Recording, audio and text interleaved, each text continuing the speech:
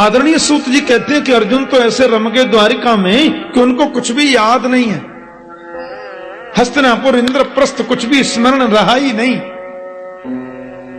और यहां द्वारिका में परिस्थिति ऐसी बन गई महाराज कि धीरे धीरे धीरे धीरे कई समय निकल गए और स्थिति ऐसी बनी कि यदुवंशियों ने संतों का अपराध कर दिया।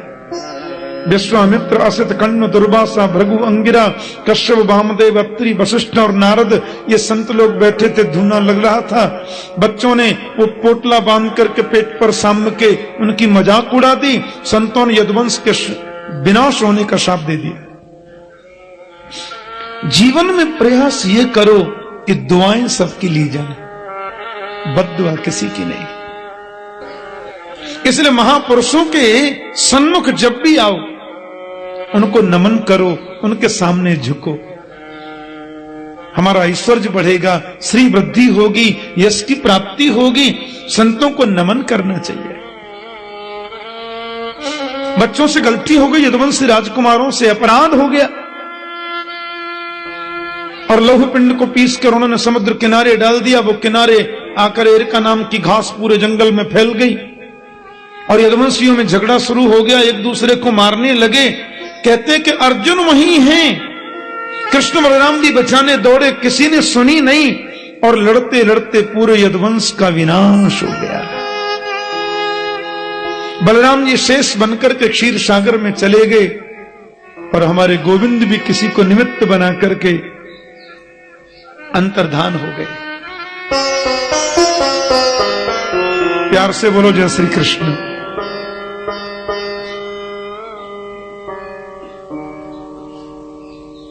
अर्जुन तो गोविंद की भारजाओं को लेके आ रहे थे वृंदावन। कन्हैया ने कहा था कि तुम हमारी पत्नियों को वृंदावन ले जाना, किशोरी राधा रानी की सन्निधि इनको प्राप्त होगी तो कल्याण होगा। अर्जुन लेके आ रहे थे तो स्वयं गोविंद ही गोप बनकर गए, अपनी पत्नियों को लूट लिया। ये बताने के लिए कि तेरा गांडीव धनुष भी मेरे बिना किसी काम का नहीं है।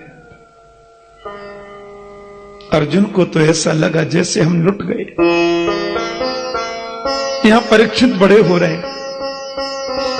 यद्यपि श्री विदुर जी महाराज आज आए थे हस्तिनापुर में और सांकेतिक भाषा में उन्होंने थोड़ा युधिष्ठिर जी को संकेत कर भी दिया और विदुर ने आकर के धृतराष्ट्र जी को बहुत फटकार लगाई, बहुत डांट लगाई। अपने बेटा बेटी कोई रहा नहीं तो अब जिनको तुम मारना चाहते थे उनके हाथ का भोजन करके पड़े रहते हो। क्या हो महीयसी जंतो जीविता सा यथा भवान भीमापवर्जितम पिंडम आदत्ते गृहपालवत्। ऐसी जीने की इच्छा, तुम्हारे पुत्र सब समाप्त हो गए तो पांडवों के घर का भोजन करके पड़े रहते हो, शर्म नहीं आती? धृतराष्ट्र के मन में ऐसा प्रबल वैराग्य आया, पत्नी गांधारी को लेकर के वन को चले गए। युधिष्ठिर जी से मेरे प्रणाम करने आए, बोले ताऊ जी कहां चले गए? बहुत रोए। विदुर ने उनको समझाया। अर्जुन का तो चेहरा काला पड़ गया, मुखमंडल की श्रीजा ने कहां चली गई, तेजस्विता चली गई। अर्जुन जैसी हस्तिनापुर में आए, युधिष्ठिर जी बड़े गदगद, आओ अर्जुन, ओहो इतने दिन के बाद आते हो। तुम तो द्वारिका जाने के बाद कुछ भी तुम्हें याद रहता नहीं है। कन्हैया मिल गए, मानो सब कुछ मिल गया है। अरे भाई यहां भाई भी रहते हैं तुम्हारे, माता भी रहती हैं। कैसे हैं कृष्ण? क्या बात है? अर्जुन तो बोलता क्यों नहीं? वसुदेव जी स्वस्थ है ना? वसुदेव और वासुदेव दोनों ठीक है ना? मामी जी देवकी जी एकदम अच्छी है ना? उग्रसेन महाराज और यदुवंशी जितने भी हैं सब सानंद है ना? लेकिन बात क्या, तू बोलता क्यों नहीं? मैं इतनी देर से बोले ही जा रहा हूं तो कुछ बोलता ही नहीं। क्या बात है? तुम्हारे चेहरे का तेज किधर चला गया? नष्ट तेजो विभासी में। मानव के चेहरे के तेज को नष्ट होने के 3 कारण हो सकते हैं। अगम्या नारी के संग समागम से भी तेज नष्ट होता है। गौ माता का गलती से भी अपमान किया जाए या बहुत बड़ा अपराध हो जाए तो भी शरीर का तेज नष्ट हो जाता है। ये जिसके बिना जीवन में हमने रहना नहीं सीखा, वो हमें हमेशा को छोड़कर चले जाए तो भी तेज नष्ट होता है। ऐसी गलती कोई तुमसे तो नहीं हुई। इतनी बात सुनी थी कि अर्जुन तो युधिष्ठिर के चरणों में धड़ाम से गिर पड़े। बोले वंचितो हम महाराज हरिणा बंधु रूपिणा येन मे परितं तेजो देव विस्मापनम महत। भाई जी हम तो लुट गए। हमारे प्राण वल्लभ योगेश्वर कृष्ण हमें छोड़ करके चले गए। अपने चरणों का आश्रय प्रदान करने वाले मेरे जगदीश्वर गोविंद हमें अनाथ छोड़ करके चले गए। यस्संश्रया द्रुपद गेहम उपागतानाम राज्ञाम स्वयंवर गृहे स्मर दुर्मदानाम। जिनकी कृपा से हमने द्रुपद महाराज के यज्ञ में द्रौपदी जैसी भार्या को प्राप्त किया। कृच्छ्रा दुर्वास सौर भेता देवताग्र भोग्य साकन्य शिष्टम उपयोज्य तस्त्रलोकिम तृप्ताम मस्त सलिले बिनिमग्न संग। दुर्वासा ऋषि 10,000 शिष्यों को लेकर के पधारे थे भाई जी, और हमारे अक्षय पात्र में कुछ भी बचा नहीं था। मेरे गोविंद ने आकर कैसी लीला करी। संतों का नहाते नहाते पेट भर गया और उनके शाप से हम लोग बच गए। आज वही प्राण वल्लभ श्री कृष्ण हमें छोड़ करके चले गए। जिनकी कृपा से किरात रूप में पधारे हुए भगवान शंकर को मैंने संतुष्ट कर दिया, जिनकी कृपा से पराम्बा जगदम्बा देवी की मुझ पर कृपा हो गई, आज वही हमारे जगदीश्वर गोविंद हमें छोड़कर चले गए। कैसे हुआ, क्या हुआ? और यदुवंशियों ने संतों का अपराध किया, शाप लग गया और लड़ झगड़ कर आपस में सब मर गए। चतु पंचावशेषता 10, 20, 50 बचे होंगे, बाकी सब खत्म। और मैं उनकी भारजाओं को लेकर के आ रहा था भाई जी, भीलों ने लूट लिया। गोप स्वयं कृष्ण आए थे बनकर, ये किसी को मालूम नहीं। माता कुंती दरवाजे के पीछे खड़ी थी और कुंती ने यह सुना ही था कि श्री कृष्ण चले गए।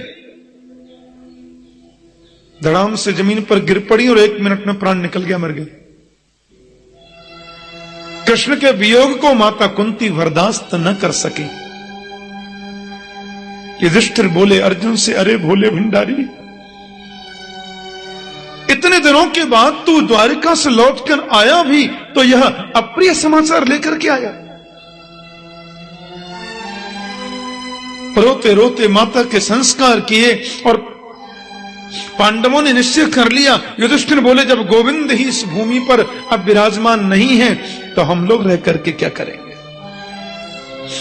और नन्हे से परीक्षित को सबने गद्दी पर बिठाया, तिलक कर दिया। हस्तिनापुर के सम्राट महात्मा परीक्षित हैं, क्योंकि कृष्ण के वियोग में हम रह नहीं सकते। पांडव लोग स्वर्ग को जा रहे हैं। महाराज रास्ते में जितने तीर्थ हैं, तीर्थों का सेवन किया। परीक्षित को राज्य गद्दी देकर के चले गए और बद्रीनाथ धाम से आगे अलकनंदा का आश्रय लेते लेते जहां से सरस्वती नदी का उद्गम है, उधर से बाईं तरफ स्वर्गारोहण करने लगे। उसको सतोपथ बोलते हैं, स्वर्गारोहण। लेकिन वेद के विरुद्ध एक भी आचरण जिसने किया है वह कोई भी व्यक्ति सशरीर स्वर्ग नहीं जा सकता। प्यार से बोलो जय श्री कृष्ण। पांडव लोग जब स्वर्ग को प्रस्थान कर रहे थे तो नकुल सहदेव दोनों बीच में गिर पड़े और मृत्यु हो गई। भीमसेन ने पूछा, भाई जी हमारे लघु भ्राता ये नकुल सहदेव की मृत्यु, ये क्यों, क्या हुआ, क्यों मर गए? बोले इनमें एक को सुंदरता का अभिमान था एक को गणित विद्या का अभिमान था, इसलिए सशरीर स्वर्ग ये नहीं जा सकते। थोड़ा और आगे गए, महारानी द्रौपदी का पतन बीच में हो गया। भाई जी, इनका पतन बीच में क्यों हुआ? युधिष्ठिर बोले, भीमसेन, पति तो हमें इसके 5 थे, पर द्रौपदी का आकर्षण अर्जुन के प्रति ज्यादा था,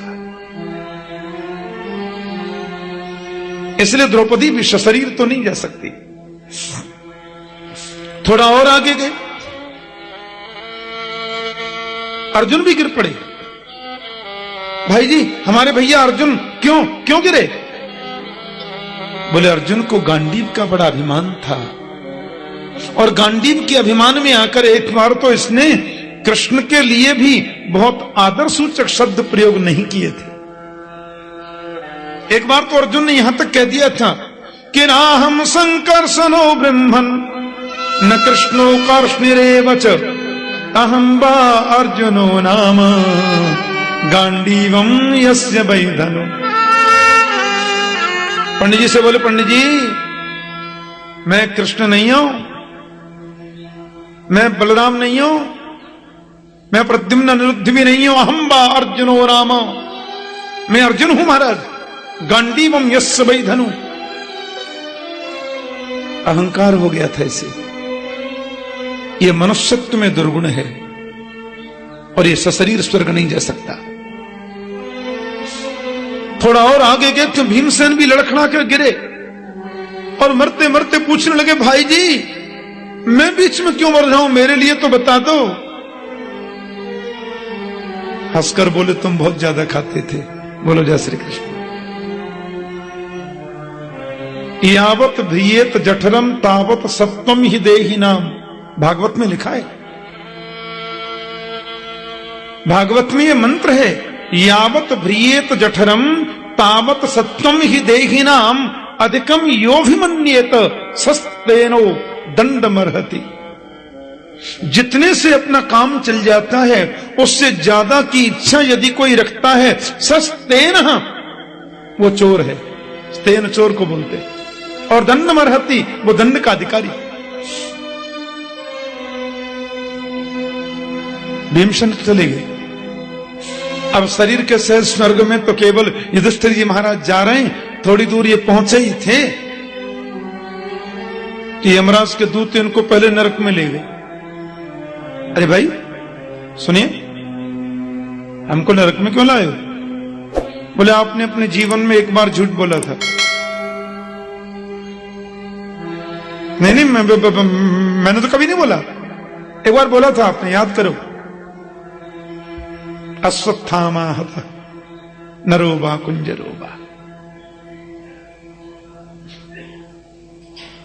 द्रोणाचार्य तो पांडवों की सेना को बिछाते जा रहे थे। पांडव लोग बड़े चिंतित हो गए। गोविंद से बोले, अब नहीं छोड़ेगा गुरुजी किसी को। भगवान ने कहा, सवेरे 4:30 बजे समाधि में बैठते हैं, तुम लोग जाके इनको प्रणाम करना। वो आंखें खोलते नहीं है, आंख बंद करते करते पूछ लेंगे क्या बात है, क्योंकि वो समझेंगे कौरव मुझे रोज प्रणाम करने आ रहे हैं। आते हैं, आज 15 मिनट पहले आ गए, जबकि आते सब टाइम से ही थे। सवेरे 5 पांडव गए और भगवान भी गए थे पीछे पीछे। गुरुजी को प्रणाम किया। द्रोणाचार्य समाधि में थे। ठीक है, प्रसन्न हूं, क्या चाहिए बोलो। सिखा पढ़ा के भेजा था कन्हैया ने। पांडव बोले, गुरुजी हम जो मांगेंगे। हाँ मांगो मांगो, क्या चाहिए बोलो। बोलो, गुरुजी ये बताओ तुम मरोगे कैसे। बोलो जय श्री कृष्ण। गुरुजी से पूछ रहे हैं आप मरोगे कैसे। द्रोणाचार्य आंख खोल के देखिए, अरे तो पांडव है, आज जल्दी आ गए। कौरव रोज जाते थे ना प्रणाम करने, पांडवों को आज पहले भेज दिया प्रभु जी ने। अब हां कर चुके हैं, नहीं कैसे करें। द्रोणाचार्य जी ने कहा, पहले तो मैं ये पूछना चाहता हूं कि तुमको यहां भेजा किसने। देखा दरवाजे के पीछे की ओर श्रीमान जी खड़े थे, हवा से पीतांबरी दिख रही थी थोड़ी थोड़ी। द्रोणाचार्य समझ गए। बोले, जिसका वो रक्षक है पीतांबरधारी, उसको भय नहीं करना चाहिए। और मेरे मरने का जहां तक प्रश्न है बेटा, द्रोणाचार्य के हाथ में धनुष बाण तब तक है, देवराज इंद्र भी उसको परास्त नहीं कर सकता, ये पक्की बात है। और मैं धनुष बाण फेंक दूं, मुझे निहत्थे को कोई भी मार सकता है। और जब तक मैं अप्रिय समाचार नहीं सुनूंगा तब तक मैं धनुष बाण फेंक नहीं सकता। और तुम जानते हो प्रिय कौन हो सकता है मेरे जीवन में? एक ही तो बेटा है मेरा, अश्वत्थामा।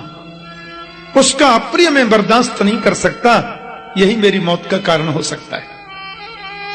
देखो कितने महापुरुष अपने मरने का कारण भी बता दिए। पांडव लोग आ गए, कौरवों की सेना में एक हाथी था, उसका नाम भी अश्वत्थामा ही था। भीमसेन ने वो अश्वत्थामा हाथी उठाया, धड़ाम से जमीन पर पटक दिया, जोर जोर से चिल्लाने लगे, अश्वत्थामा मारा गया, अश्वत्थामा मारा गया। द्रोणाचार्य बोले तुम झूठ भी बोलते हो, तुम्हारी बात में मानूं कैसे? हाँ, युधिष्ठिर यदि कह दें कि अश्वत्थामा मारा गया तो धनुष बाण तो मैं फेंक ही दूंगा। अब युधिष्ठिर की बगल में आ गए कन्हैया, दूसरे रथ पे थे, और इशारे से बोले बोलो बोलो अश्वत्थामा मारा गया। युधिष्ठिर बोले आदमी थोड़ी मारा, मैं नहीं बोलता। कन्हैया बोले जल्दी बोलो अश्वत्थामा मारा गया। युधिष्ठिर बोले जो आदमी कभी झूठ नहीं बोलता उसको बोलना पड़े तो बड़ा डरता डरता बोलता है, और झूठ में भी वो सत्य बोल ही जाता है। अरे मैं कहता हूं जल्दी बोलो। अब युधिष्ठिर जी महाराज थोड़े से डर गए, बोले सुनिए, अश्वत्थामा हत बोल दिया। द्रोणाचार्य ने धनुष बाण फेंक दिया, बेटा नहीं रहा तो अपन रह के क्या करेंगे। और उन्होंने जैसे धनुष बाण फेंका महाराज, युधिष्ठिर बोले मेरी वजह से एक ब्राह्मण की हत्या हो जाएगी। पीछे से आया द्रौपदी का भाई धृष्टद्युम्न, और धृष्टद्युम्न ने आकर के महात्मा द्रोणाचार्य पर वार कर दिया और उनको मार दिया। बोलो जय श्री कृष्ण। लेकिन युधिष्ठिर जी महाराज जोर से बोले नहीं नहीं, वो हाथी मरा है कि मनुष्य? जरा सोच लेना, मरा तो है लेकिन हाथी है कि मनुष्य? कन्हैया ने इतनी जोर का शंख बजाया कि वो बात उनको सुनने ही नहीं दी। आज यमराज के दूत कहते हैं आपने एक पल झूठ बोला था ना, एक पल के लिए आपको नरक में तो आना पड़ेगा। युधिष्ठिर जी बोले मैंने तो कभी नहीं बोला। बोले बोला तो था नरोबा कुंजरोबा। बोले हाँ वो बोला तो था, लेकिन वो तो कृष्ण के कहने से बोला था। कन्हैया वहीं प्रकट होकर बोले मैंने कब कहा था? युधिष्ठिर बोले आपने तो कहा था बोल दो। बोले मैंने जैसे कहा वैसा तुमने कब बोला? मैंने कहा वैसा ही तुम बोलते तो वो झूठ था ही नहीं। मैंने जो आपसे कहे थे उन शब्दों को याद करो। मैंने कहा था इतना बोलो, अश्वत्थामा हत, अश्वत्थामा मारा गया। आप यदि सिर्फ इतना बोलते कि अश्वत्थामा मारा गया तो आपकी बात झूठी थी ही नहीं, क्योंकि अश्वत्थामा को भीमसेन ने मार ही दिया था। अब ये तो आपसे कोई पूछ नहीं रहा था कि मरने वाला हाथी है कि मनुष्य। ये अपनी तरफ से ननू नचा क्यों लगाया तुमने? भीमसेन ने अश्वत्थामा हाथी मार दिया, बात खत्म। आप बोलते थे अश्वत्थामा मारा गया, आपकी बात झूठी थी ही नहीं। पर अपनी तरफ से जो आपने पीछे वाली लाइन जोड़ दी, जितना मैंने कहा उतना ही बोलना था। युधिष्ठिर बोलो दंडोत करता हूं तुम्हारी, कौन जीता तुमसे? एक क्षण नरक दर्शन करके युधिष्ठिर जी सीधे स्वर्ग को पधारे। वो तो धर्मराज है, धर्म की गद्दी पर प्रतिष्ठित हुए। अब प्रश्न ये उठता है, एक बार झूठ का ये परिणाम है, और वो भी किसी के कहने से, अपनी तरफ से नहीं, तो भी उनको 1 मिनट नरक दर्शन करना पड़ा। तो कभी हम अपने को खोजें। बोलो जय श्री कृष्ण। हमारी हालत क्या है? इस कथा से हमको यही शिक्षा मिलती है। एक पल झूठ बोलने वाला, और वह भी युधिष्ठिर, साक्षात धर्मराज, उसको भी नरक दर्शन करना पड़ा। तो फिर हमारी स्थिति क्या है? कभी कभी अपना आत्म मंथन करें, कभी कभी अपने आप को खोजने की हम चेष्टा करें। राजर्षि परीक्षित तो बड़ी श्रद्धा से रहते हैं और शादी भी हो गई। शादी का मतलब है अब तक अकेले भक्ति करते थे, पूजा करते थे, अब दोनों मिलकर के करेंगे। और गोविंद के दरबार में जब परीक्षित बैठ जाते तो उनको कुछ भी याद नहीं रहता। हाँ, परीक्षित जब पूजा में बैठते, भजन में बैठते तो सब कुछ भूल जाते। सत्रिदेव प्रपन्नाय तवास्मीति तु याचते अभयम सर्वभूतेभ्यो ददाम्ये तद्व्रतम मम। भगवान के चरणों में बैठो तो सब कुछ भूल करके बैठो, तादात्म्यपन्न हो जाएं। वो हमको देख रहे हैं, हम उनको निहार रहे हैं, आंखों से आंखें मिलाओ। प्रभु को निहारना चाहिए। भज गोविंद गोविंद गोपाला, भज गोविंद गोविंद गोपाला, भज गोविंद गोविंद गोपाला, भज गोविंद गोविंद गोपाला। मेरा मुरली मनोहर नंद लाला, मेरा मुरली मनोहर नंद लाला, मेरा मुरली मनोहर नंद लाला, मेरा मुरली मनोहर नंद लाला। भज गोविंद गोविंद गोपाला, भज गोविंद जरा भाव से ताली बजा के गाइए। गोपाला, भज गोविंद गोविंद गोपाला, भज गोविंद गोविंद गोपाला। प्रभु मुरली मनोहर नंद लाला, प्रभु मुरली मनोहर नंद लाला, मेरा मुरली मनोहर नंद लाला, मेरा मुरली मनोहर नंद लाला। भज गोविंद गोविंद गोपाला, भज गोविंद गोविंद गोपाला, मेरा मुरली मनोहर नंद लाला, मेरा मुरली मनोहर नंद लाला, मेरा मुरली मनोहर नंद लाला, मेरा मुरली मनोहर नंद लाला, मेरा मुरली मनोहर नंद लाला, मेरा मुरली मनोहर नंद लाला, मेरा मुरली मनोहर नंद लाला, मेरा मुरली मनोहर नंद लाला।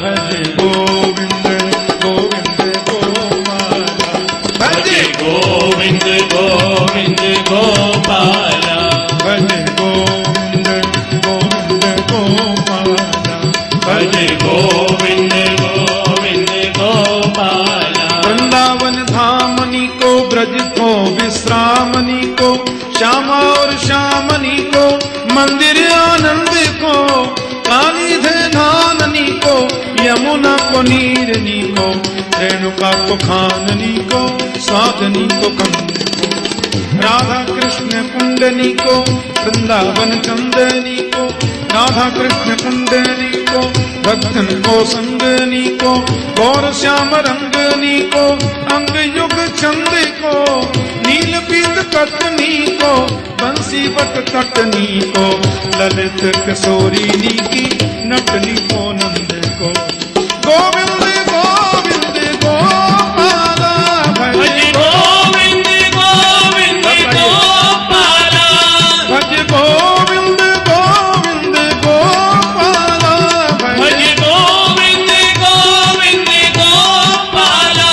मेरा मुरली मनोहर नंद लाला, मेरा मुरली मनोहर नंद लाला, मेरा मुरली